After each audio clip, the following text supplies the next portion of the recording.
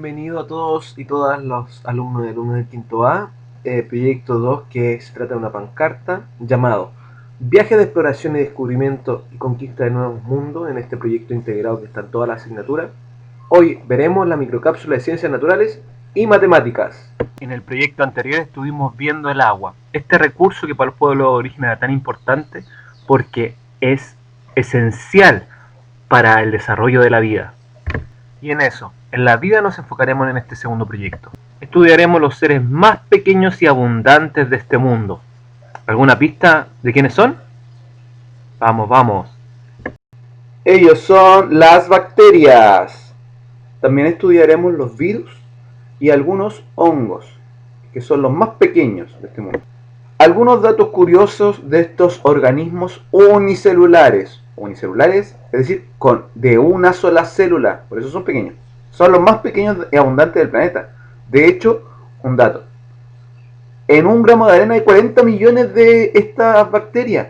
Y en un centímetro cúbico de agua hay alrededor de 1 millón de seres vivos de bacterias. El segundo punto explica por qué también son tan numerosas. Porque bueno, se adaptan y sobreviven a casi cualquier ambiente.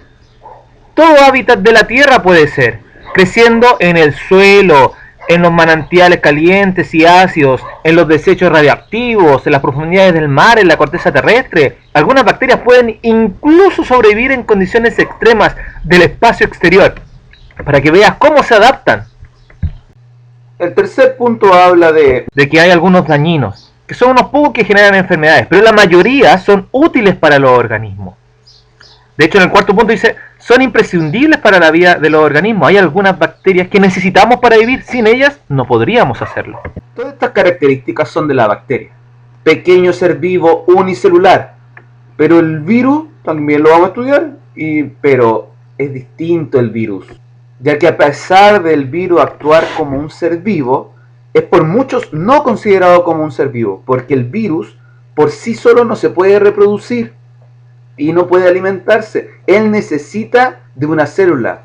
Él contamina una célula que puede ser una bacteria o una célula de nuestro cuerpo, y con esa célula fabrica nuevos virus, es decir, se reproduce y se alimenta, pero cuando está solamente el virus no lo hace, por lo tanto no es considerado para muchos como ser vivo, a pesar de que actúa como uno. Algunas similitudes de estos microorganismos.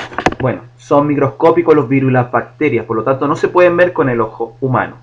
A las bacterias y los virus los culpan mucho de las enfermedades, pero les digo que las bacterias son pocas bacterias las que causan enfermedades. Muchos virus sí, pero pocas bacterias. Las bacterias y los virus los usamos en nuestra medicina y muchas curas que tenemos contra enfermedades son gracias a estos seres microscópicos. Y también se usan en la industria alimenticia. Las bacterias, por ejemplo, el queso, el yogur, todas esas cosas son bacterias.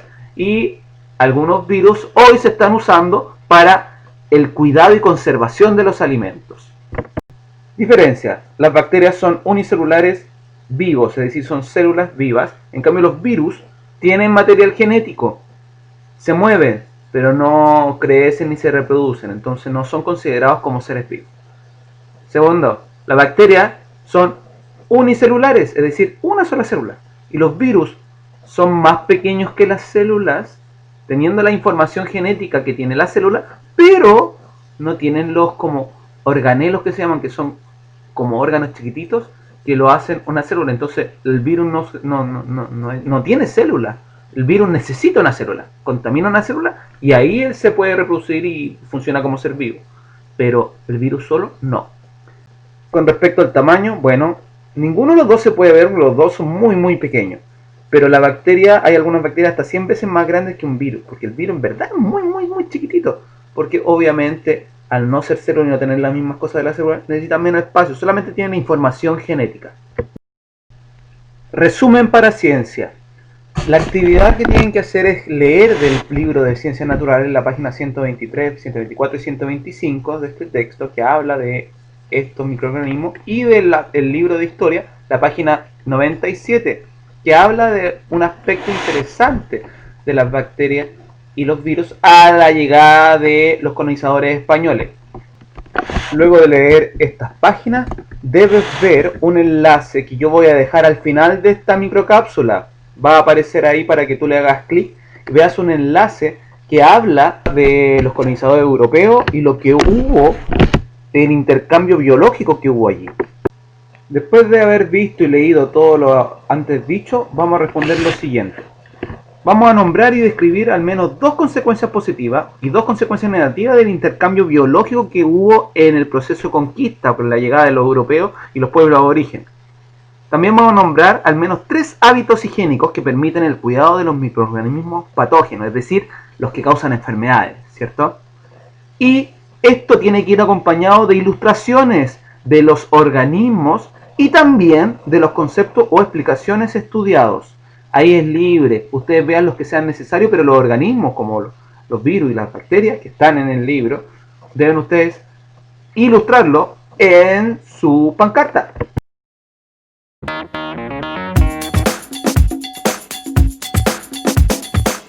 En matemáticas intentaremos comprender las unidades de medida de longitud como el milímetro, el centímetro, el metro y el kilómetro, pero aplicado en problemas de planteo. Vamos a ver cómo ustedes lo solucionan. Ahí en su pantalla ven una técnica que ayuda a poder convertir milímetro a centímetro, centímetro a metro o a kilómetro.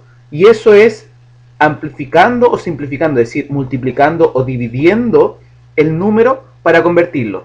Ahí hay un ejemplo de cómo se puede hacer. Por ejemplo, tengo 200 milímetros y yo lo quiero pasar a centímetros. Si vemos en el dibujo de arriba, milímetro y centímetro, aparece una flecha y dividido 10. Eso quiere decir que si yo tengo milímetros, lo debo dividir por 10 para convertirlo en centímetros. Veamos. Entonces, 200 dividido en 10 me da 20. Entonces, 200 milímetros son 20 centímetros. Otro ejemplo. Ejemplo número 2. Queremos transformar 3 kilómetros a metros. Y como en el dibujo dice en la parte de abajo derecha, el kilómetro con la flecha hacia el metro es multiplicado por 1000. Por lo tanto, eso es lo que tenemos que hacer. 3 kilómetros los multiplicamos por 1000 y nos da como resultado 3000. Por lo tanto, son 3 kilómetros son 3000 metros. ¿Ven? No es tan difícil. Ahora que ya entendiste esto, nos vamos a los problemas que se anotan como dato interesante en la pancarta.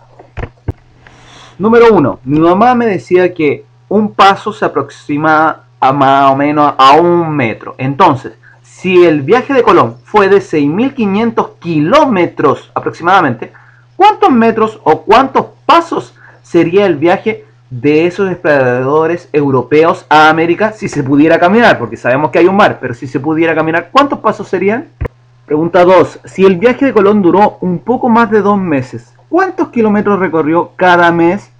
Cuando hablamos de tiempo y distancia, estamos hablando de velocidad. Eso es un dato aparte, pero quiero saber cuánto recorrió cada mes. Tercera pregunta. Si diariamente un ejército avanza 3.500 metros aproximadamente, caminando a paso firme, ¿cuántos metros avanza en la mitad del mes? Si ya estamos seguros de lo que avanzó en la mitad del mes, quiero saber cuánto entonces avanzaría en el mes entero, en un mes. Quinta y última pregunta. La estatura promedio en Europa en esa época era 163 centímetros aproximadamente y de los aztecas era 158 centímetros aproximadamente. ¿Cuántos milímetros, ojo, milímetros, no centímetros, de diferencia había entre estos promedios? Síntesis del trabajo de matemáticas. Bueno, leer y resolver los problemas matemáticos, ¿cierto? Pero los desarrollos tienes que enviarlos con imagen al mail de entrega. El mail que ya se ha dado, si no lo sabes, se pregunta al profesor. Bueno, anota la respuesta de los problemas como dato interesante en la pancarta. Ese es un punto súper importante. Si no sabes sumar, restar, multiplicar o dividir, yo puedo hacer llegar enlaces. Así que habla con el profesor y yo te lo hago llegar a través de WhatsApp. Que estén muy bien, mucha suerte en tu trabajo, que te quede hermoso, cuídense mucho.